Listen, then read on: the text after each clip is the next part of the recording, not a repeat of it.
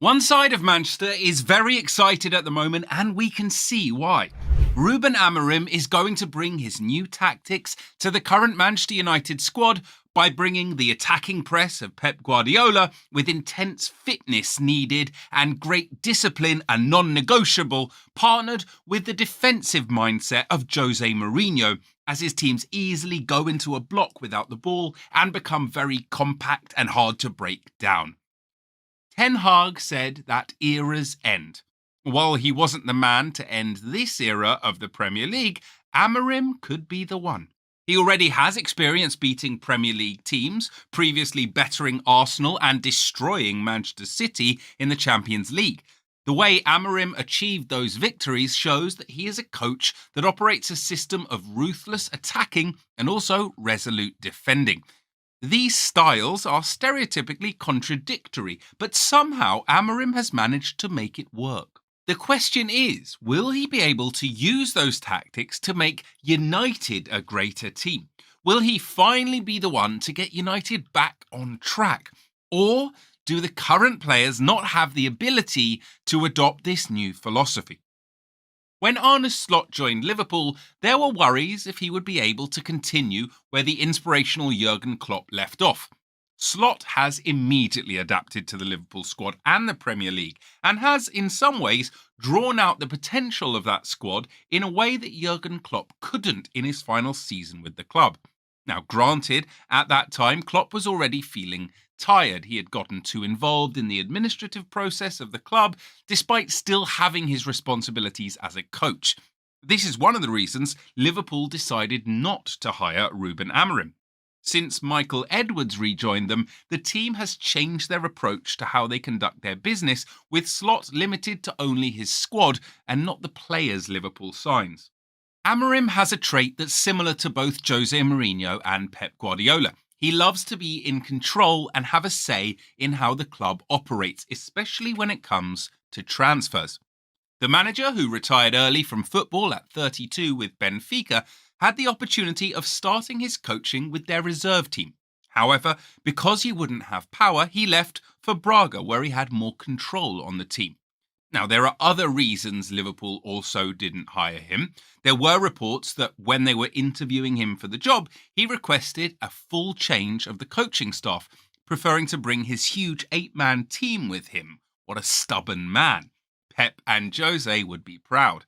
He also refused to change from his back three system, which Liverpool executives believed that they didn't have the centre-backs for, and were also unwilling to recruit more centre-backs just for Amorim's sake.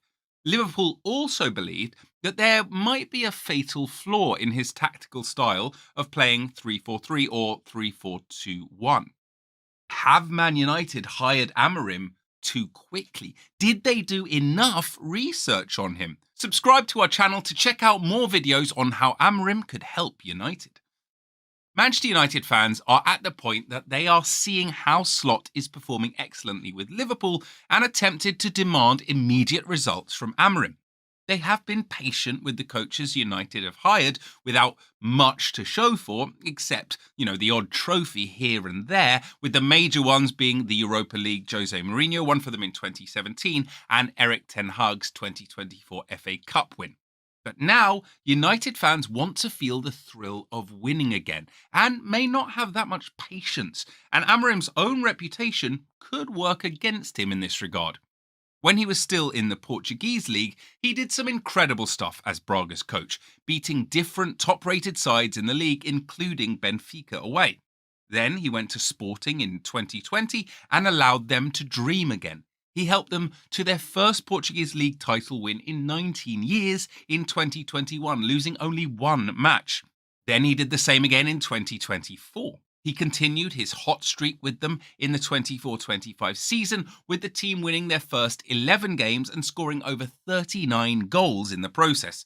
The other teams in the Portuguese league just didn't have a definitive answer to Amorim's style, which is built on solid defence, like a Jose Mourinho team, and ruthless attacking, like a Pep Guardiola team. United executives found his body of work so impressive that they added an extra €1 million on top of the 10 million release clause that they paid for him, just so that Amorim could get an early release from his 30-day notice period. The executives also see Amorim as having similar traits to a special man in Manchester United history. With Amorim, there is a potential of an immediate transformation of the United squad, as Amorim has experience reviving teams that have fallen below their usual standards. When he went to Sporting, they believed in Amorim so much that they made him the third most expensive manager ever, and he delivered for them completely. Now he has to do the same with United. Before the present time, Amorim was familiar with United. Before he became a coach, he undertook a postgraduate degree at the Faculty of Human Kinetics at the University of Lisbon. At that university, Mourinho was Amorim's lecturer on the high-performance coaching course. As part of his teaching, Mourinho selected 3 of his best students to come and intern under him at Old Trafford, and Amorim was among those students. That week at Old Trafford served as an inspiration for Ruben. Working with Mourinho, who Amorim idolised during that period, put something in Amorim's mind: to win at all costs. However, it isn't only Mourinho that inspires Amorim. Pep Guardiola also inspires him. Amorim has confessed that he watches a match like Mourinho does and has said that he loves Guardiola's work. So he combined the two of them and has arrived at a tactical style that is potent both in attack with possession and without possession and in defence. Amorim's team has been labelled as a confusing team because of this, but it really isn't. It shows how brilliant he is as a manager. Amorim typically plays a 3-4-3, which becomes 3-4-2-1, but it can be pretty fluid as there are rotations. When in possession and building up play, Amorim sets up his team in a 4-2-2-2 system with his midfielders in different lines ready to help progress play. The goalkeeper is an important part of this build-up and the play begins from him. One of the centre-backs will play with his back to the opposition goal and basically join the midfield so as to help evade the press by providing a more advanced passing option. Like Guardiola's team, there are rotations in Amorim's team, and with this they are fluid and can calmly pass their way out of dangerous situations and equally right into dangerous areas for the opposition without losing the ball. This is why Sporting had the third highest touches per opposition tackle in the first 2/3 of the pitch. Only Man City and Inter Milan surpassed them in this regard in the 23-24 season in the top 7 European leagues. Sporting, like City, are patient when they build up their play. In the Portuguese league, Sporting had more build-up attacks than any other team in the league. They had over 10 passes 126 times before they took a shot. Now, this is where it gets impressive. That same team had the most direct attacks as well in the Portuguese league, with 74. Amorim, as much as he loves possession like Pep, can also instruct his teams to attack more directly and efficiently, just like Jose Mourinho does. Under his coaching, Sporting weren't always known for the amount of times that they circulated the ball and patiently built up in the 23-24 season. So why is this so? Well, Amorim is a flexible coach. He approaches a game to exploit the weaknesses in the opponent's team.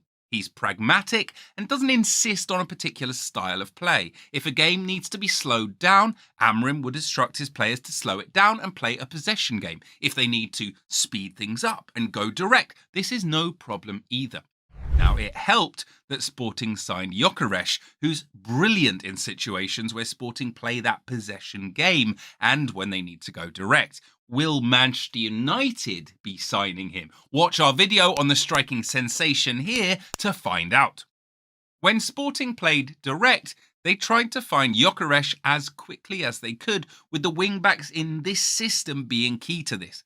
These wing-backs stretch play and feed Gyökeres as many through balls as they can, believing he'll get at the end of those passes and power through with his speed and strength. Now, United don't have Gyökeres.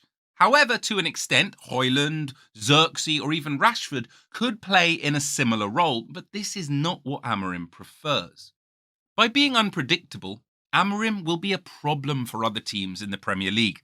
When his team doesn't have the ball, he encourages his wing-backs to stay wide as much as they can to be ready for counter-attacks. He then instructs his 3 forwards to play close to each other. with the 2 players behind the striker occupying the inside channel and half spaces near the opposition box where they can cause damage. These 3 lead the pressing to help Sporting recover the ball back as fast as possible. He pushes his 3 centre-backs high up the pitch so they can pressure the opposition attackers. This pressing style is ripped straight from Guardiola's playbook, and it has been successful so far for Amorim. In the 23-24 season in the Portuguese league, Sporting pressed intensely. They're second only to Benfica in winning the ball high up the pitch and getting a shot out of it. However, there is something about Amorim's style of pressing for his teams that's different from how Guardiola sets up. Pep loves to use Rodri, who is a technically secure holding midfielder, to help secure the midfield. In that holding midfield role, Rodri, who recently just won the Ballon d'Or, does everything. He creates, helps keep possession, and wins duels. For Amorim, his choice of a defensive infielder is more similar to the kind of profile that Mourinho loves. Amorim just wants his defensive midfielder to win duels, cover up large distances, and hoof the ball forward or pass to more creative players. Manuel Ugarte, who struggled at PSG, thrived in this role for Sporting when he was there, and he could rediscover his hot Sporting form under Amorim. Another aspect of Amorim's play that's similar to Mourinho's is when pressing doesn't work for his team, he instructs his team to defend in a 5-2-3 or 5-4-1 deep block. The idea behind this is that Amorim doesn't want to give opponents the opportunity to play through the middle and force them to the wings. Then, like Guardiola, he encourages a centre-back of the back 3 to press the opposition. Now, this is daring and yet at the same time conservative. Unfortunately, him being a combination of both Mourinho and Guardiola hasn't helped him reach a solution to a flaw in his tactic. By having his wing-backs far and wide, Amorim's teams could be in trouble when the wing-backs lose the ball. His attackers play close to each other, so they can't easily provide support, and the same goes for his midfield pairing. So, if his wing-back should lose the ball, it could be devastating. It's high-risk, high-reward football. This was a problem for Sporting when he was with them, but eventually worked as the players got used to it and bought into the philosophy. So, will this be a problem at United with their current players? Amorim is pragmatic, and he'll surely be tweaking his system to suit the league and also draw out the potential of his squad. But he can be as stubborn as both Guardiola and Mourinho when it comes to his ideas, as I mentioned earlier. When Sporting signed him, he told his players to get on board with the system or get out. Like those 2 coaches, Amorim is a disciplinarian. When he was at Sporting, he made sure the club sold a player, Islam Slimani, because he lacked commitment to the team. However, Amorim is not as aggressive as Mourinho, and as Bruno Fernandes pointed out in a recent interview, Amorim has the habit of defending and protecting his players in the media, something it seems United players resented Ten Hag for a lack of this. Now, this type of figure is actually necessary for United, who seem to be a group of individuals rather than a team. The expectation on Amorim is high. Interestingly, United hired Sir Alex Ferguson in November as well. Alex Ferguson also came from a team that's not part of Europe's top 5 leagues. Ferguson came from Aberdeen, the Scottish League, to United and coached the team for 26 years, winning 38 trophies in total.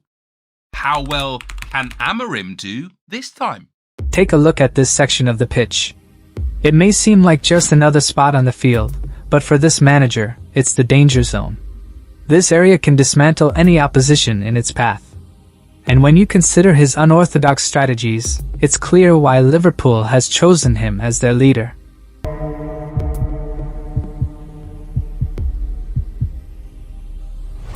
Slot's tactical approach deviates from Klopp's high-energy 4-3-3 pressing system. Instead, Slot brings a 4-2-3-1 setup where players hold positions and adapt, emphasizing control and patience. Rather than relentlessly pressing, Slot's Liverpool will maintain structure, luring opponents into traps before quickly advancing play. His tactics revolve around exploiting Zone 14, the area just outside the box, to create scoring opportunities. Slot doesn't focus on wing play. Instead, he prefers to cut inside, using clever passing and positional play to destabilize opponents. One standout feature is Slot's willingness to adjust based on the opponent's setup. For example, when facing a narrow front two, the goalkeeper acts as a third center back, creating a 3v2 defensive advantage. But if the opposition uses a front three, Slot drops a midfielder to add support. This flexibility shows Slot's commitment to defensive control while advancing play smartly. Sulla's role may see a shift as well. Known for cutting inside and overlapping, Slot could have Sulla positioned deeper, acting as a secondary playmaker. Diaz and Carvalho on the left wing would stretch the play, creating space in central areas for midfielders to exploit. This emphasis on positioning rather than constant pressing aligns more closely with Guardiola's style.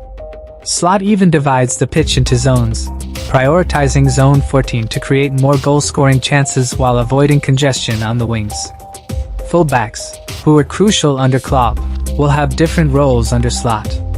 Rather than pushing forward at every opportunity, Slot's fullbacks tuck inside, providing additional support in central areas. This move stabilizes the defensive line, reducing exposure to counterattacks while maintaining a solid shape in the back. And for the keeper? Slot introduces an innovative sweeper role. When Liverpool faces high pressure, the keeper joins the back line, offering an extra passing option and enhancing ball circulation. Against intense pressing teams, this approach ensures Liverpool retains control without panicking, a tactic Slot used successfully at Feyenoord. This brings us to defense, where Slot's 4-4-2 setup contrasts with Klopp's 4-3-3. Klopp's high press often left gaps, particularly in the full-back areas, that opposing teams could exploit. Slot, however, keeps a balanced 4-4-2 shape, allowing Liverpool's full-backs to stay deeper, while wingers support the midfield. This structure guards against quick counters and gives Liverpool's defense greater stability. Slot's pressing philosophy is calculated.